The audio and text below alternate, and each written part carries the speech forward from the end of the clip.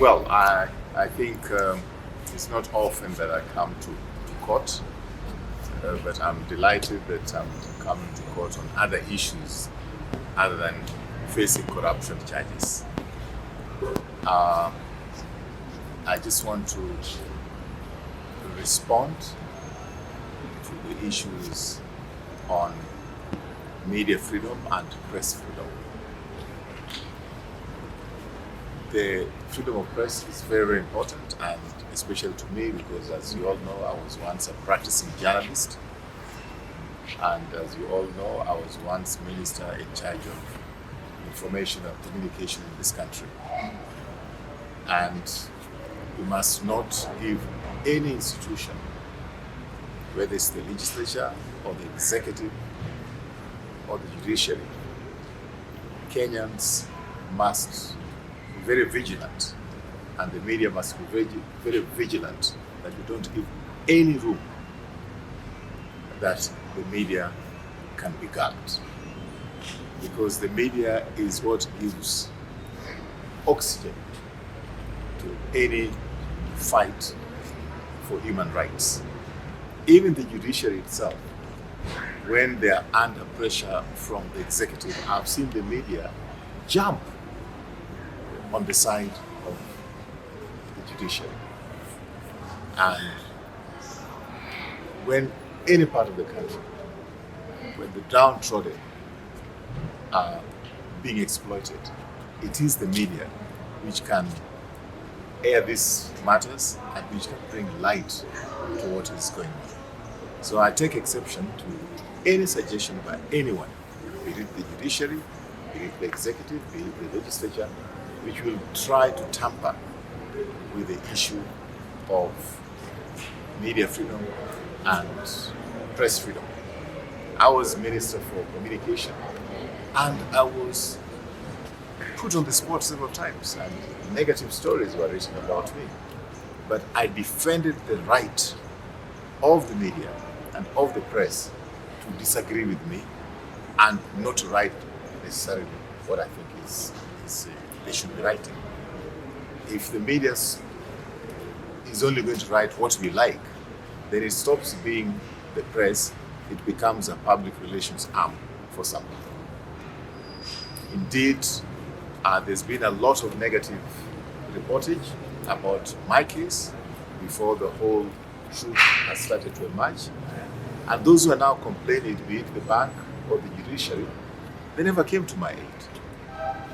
And I did not fight the media. I just said the truth will come out one day. And I accepted every blow aimed at me. Sometimes the media got it right, sometimes the media got it wrong, but we must protect the right of the press, the right of the media to report, and that includes the social media, which has democratized the media space in this country.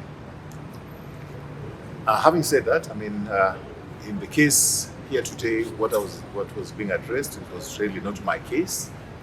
It was a case between the judiciary and the Supreme Court judges.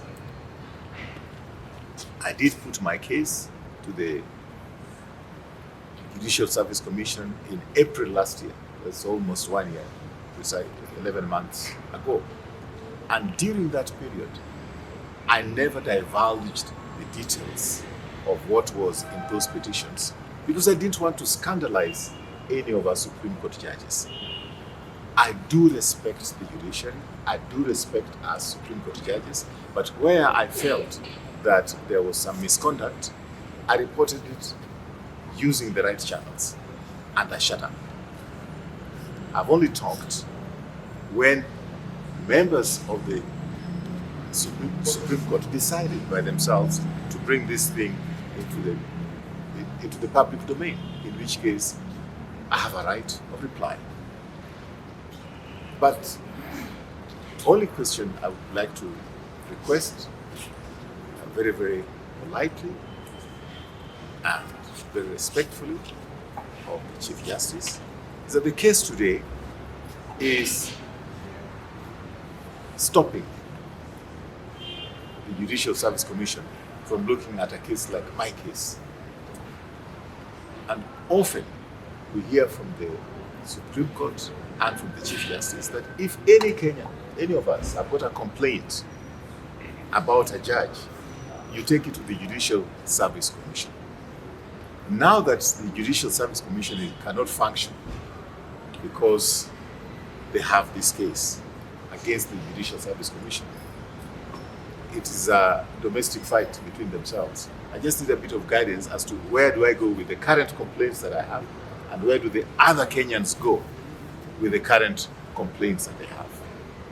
Last but not least, muliona majuzi kama kuna Mkenya mmoja Bwana Kabira akaenda kujichoma kule Supreme Court. When people become so desperate that they go to burn themselves, and the Supreme Court, the judiciary don't seem to care about it, then you can imagine what is happening to the rest of Kenyans. At least me, I can come, the media can hear what I have to say, they can hear my side of the story, but there are thousands upon thousands of Kenyans who are in depression. Some are committing suicide, some have died because of frustrations in their court cases, their properties have been taken by the chorus, and they have absolutely nowhere to go. Of course, like in the case of the gentleman who tried to burn himself, he dosed himself in paraffin and set himself ablaze, I've reached out to them to see what help I can give in terms of legal support. But I want to appeal to all Kenyans, don't give up.